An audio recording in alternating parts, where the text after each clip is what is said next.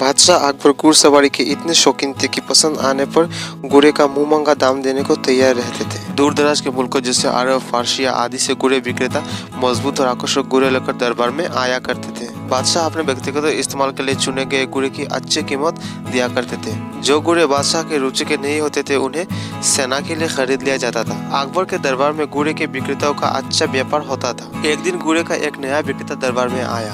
अन्य व्यापारी भी उसे नहीं जानते थे। उसने 2 बेहद आकर्षक घोड़े बादशाह को बेचे और कहा कि वो ठीक ऐसे ही 100 घोड़े लाकर दे सकता है, बशर्त उसे आधी कीमत पेशगी दे दी जाए।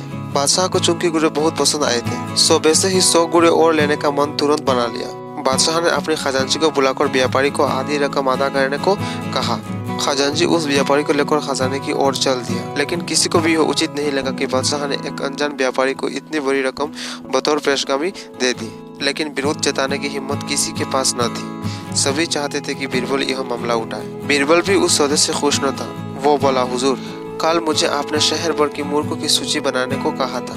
मुझे खेद है कि उस सूची में आपका नाम सबसे ऊपर है। बादशाह अकबर का चेहरा मारो गुस्से से सुर्ख हो गया। उन्हें लगा कि बीरबल ने बड़े दरबार में विदेशी मेहमानों के सामने उनका अपमान किया है। गुस्से से बड़े बादशाह चिल्लाए, तुम्हारी हिम्मत कैसे हुई हमें मूर्ख बताने की? क्षमा करे बादशाह सलामत। बीरबल अपना सिर झुकाते हुए सम्मानित लहजे में बोला, आप चाहे तो मेरा सर कलम करवा दे। यदि आपके कहने पर तैयार की गई मूर्खों की फहरिस्त में आपका नाम सबसे ऊपर रखना आपको गलत लगे। दरबार में ऐसा सन्नाटा छा गया कि सुई गिरे तो आवाज सुनाई दे जाए। अब बादशाह अकबर अपना सीधा हाथ उठाए तर्जनी को बीरबल की ओर ताने आगे बढ़े। दरबार में मौजूद सभी लोगों की सांस जैसे थम सी गई थी। उत्सुकता व उत्तेजना सभी के चेहरे पर नृत्य कर रही थी। उन्हें लगा कि बादशाह सलामत बीरबल का सिर दर्द से अलग कर देंगे।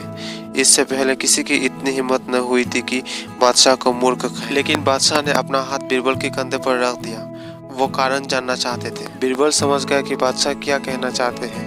वो बोला, अपने घोड़े के ऐसे व्यापारी को बिना सोचे समझे एक मोटी रकम पेशगी दे दी, जिसका आता पता भी कोई नहीं जानता है। वो आपको धोखा भी दे सकता है, इसलिए मूर्ख की सूची में आपका नाम सबसे ऊपर है। हो सकता है कि अब वो व्यापारी वापस ना लौटे।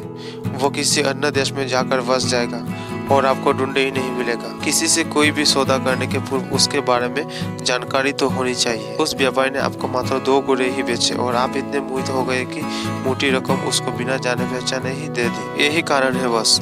तुरंत खजाने में जाओ और रकम अदायगी रुकवा दो। अकबर ने तुरंत अपने एक सेवक को दोहराया। बीरबल बोला, अब आपका नाम उस सूची में नहीं रहेगा। बादशाह अकबर कुछ क्षण तो बीरबल को घूरते ही रहे, फिर अपनी दृष्टि दरबारियों पर केंद्रित कर ठहाका लगाकर हंस पड़े। सभी लोगों ने राहत की सांस ली कि बादशाह को अपनी गलती का एहसास हो गया। हंसी में दरबारियों ने भी साथ दिया और बीरबल की चतुराई की एक शोर से प्रशंसा की।